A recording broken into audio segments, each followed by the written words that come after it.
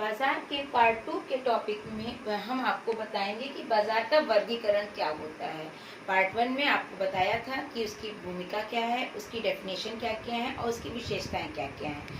अब पार्ट 2 में हम आपको बता रहे हैं कि क्लासिफिकेशन ऑफ मार्केट यानी कि बाजार का वर्गीकरण। बाजार को हम कितने भागों में बांट सकते हैं या किन किन भागों से हम बाजार को समझ सकते हैं। तो फर्स्ट हमारा है क्षेत्र के आधार पर, सेकंड है हमारा समय के आधार पर, थर्ड है हमारा प्रतियोगिता के आधार पर, फोर्थ है हमारा कार्य के आधार पर, फिफ्थ है हमारा वैधानिकता के आधार पर और सिक्स्थ है हमारा उपज के आधार पर। तो बाजार को हम लोग 6 भागों में बांट सकते हैं या 6 प्रकार से हम बाजार को समझ सकते हैं कि इन 6 प्रकारों में किस किस प्रकार की वस्तुओं का क्रय विक्रय होता है। उसको हम लोग इस प्रकार इन पार्ट्स में डिवाइड करके देखते हैं।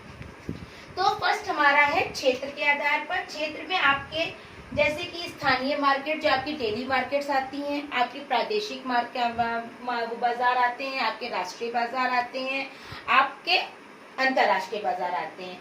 दूसरा है आपका समय के आधार पर। समय मतलब टाइम पीरियड के बेसिस पे क्लासिफिकेशन कैसे होता है।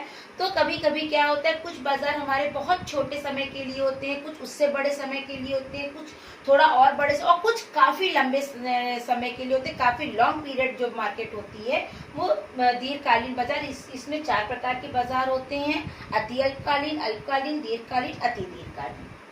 फिर हमारा है प्रतियोगिता के आधार पर यानी कि basis of competition. Basis of competition में इसमें 3 प्रकार की मार्केट्स आती हैं, पूर्ण प्रतियोगिता का बाजार, अपूर्ण प्रतियोगिता का बाजार और एकाधिकारिक बाजार।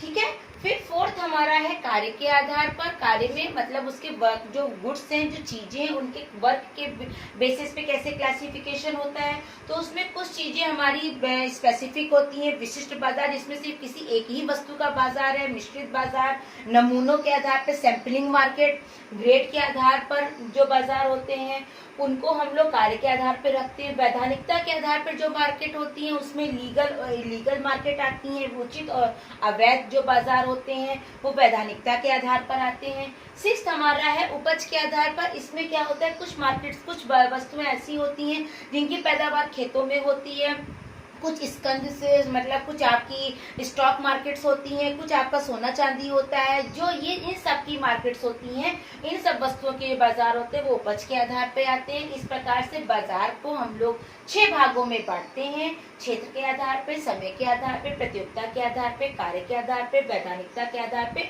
और उपज के आधार पे। आज के पार्ट 2 के टॉपिक में हमने आपको बाजार के क्लासिफिकेशन के बारे में बताया। इनको हम आगे बहुत ही अच्छे से डिस्क्राइब करेंगे पार्ट 3 में। आशा करते हैं कि आज का वीडियो आपको अच्छा लगा होगा। धन्यवाद।